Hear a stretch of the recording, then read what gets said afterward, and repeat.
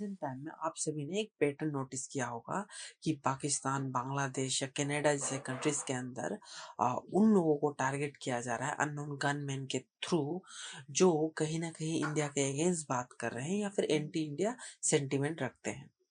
अब सवाल ये उठता है कि ये लोग कौन हैं और इनके पीछे कौन खड़े हुए हैं।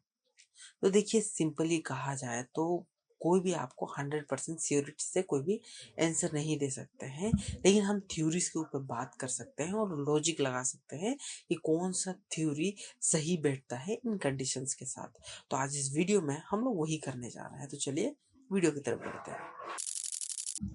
अननोन गनमैन की अगर हम लोग बात करें तो मेरे पास तीन बेसिक थ्योरीज है, आप कह सकते हो तीन लॉजिकल आंसर्स है, जो मैं आपको बताने जा रहा हूँ आज के इस वीडियो में। तो जो पहला पॉइंट है या फिर पहला लॉजिकल आंसर है वो है Indian hand behind unknown gunman. अब देखिए, मैंने इंडिया को इसलिए लिया है क्योंकि ये सभी चीजें कहीं ना कहीं इंडिया के साथ तो लिंक होता है, या आप भी मानो।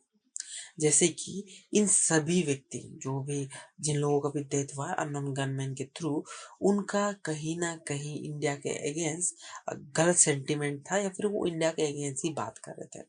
एग्जाम्पल के लिए रिसेंटली जो बांग्लादेश के अंदर 3 लोगों का डेथ हुआ है, एक गाड़ी से मारा गया, 2 गनमैन के थ्रू मारे गए, उन सभी ने कहीं ना कहीं इंडिया के अगेंस्ट बात किया था या फिर वो एंटी इंडिया सेंटीमेंट रखते थे।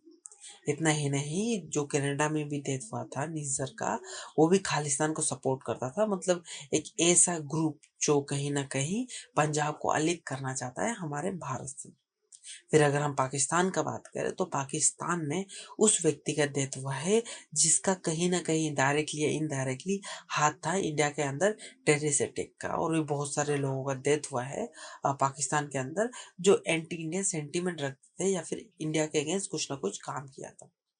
तो कहीं ना कहीं अगर हम देखें तो हाँ, ये हो सकता है, ये एक पॉसिबिलिटी है कि इंडिया ने ही ये सभी चीजें करवाया हो। अब मैं 100% श्योरिटी नहीं देता, लेकिन कहीं ना कहीं हाँ लगता तो है, क्योंकि इससे इंडिया को ही फायदा होगा, किसी और कंट्री को इतना कुछ फायदा नहीं हो सकता है। तो चलिए अब चलते हैं अपने दूसरे पॉइंट पर। बात करें तो वो है Pakistani hand behind Bangladesh unknown gunman. तो देखिए, मैं ऐसा क्यों कह रहा हूँ, तो अगर हम लोग सिंपली सोचे तो जैसे आपने ये कहावत सुना हुआ कि एक से भले दो होता है या फिर दुश्मन का दुश्मन दोस्त होता है। तो आज के दिन पाकिस्तान चाहता है कि बांग्लादेश इंडिया के अगेंस्ट हो जाए, और जब से यूनुस आया है कहीं ना कहीं ये हो भी रहा है।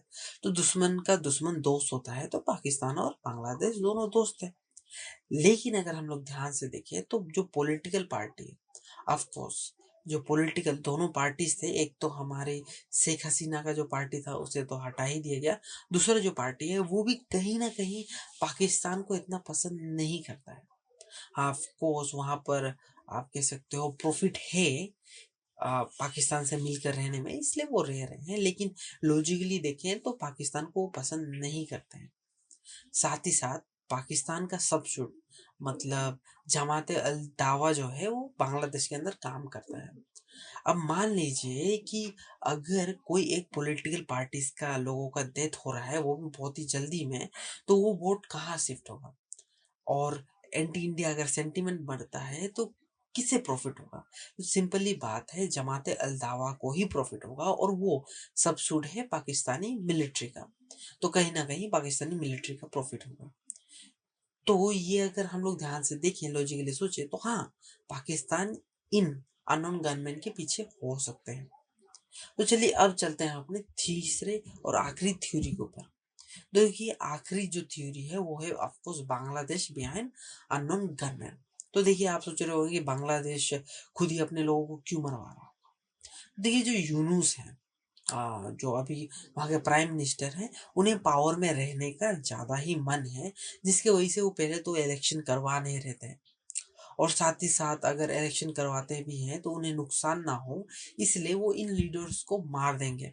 ऑफ कोर्स तब उनका वोट शिफ्ट होगा, और पाकिस्तान के साथ तो यूनुस का बहुत ही अच्छा टाई है, तो कहीं ना कहीं यूनुस ही लीडर रह सकते हैं। तो ये सभी चीजें भी अगर हम लोग देखें तो हमें लगता है कि हाँ, जो बांग्लादेश है वो खुद ही ये सभी चीजें करवा रहे हैं, या फिर आप सिंपली कहो तो यूनुस ये सभी चीजें करवा रहे हैं।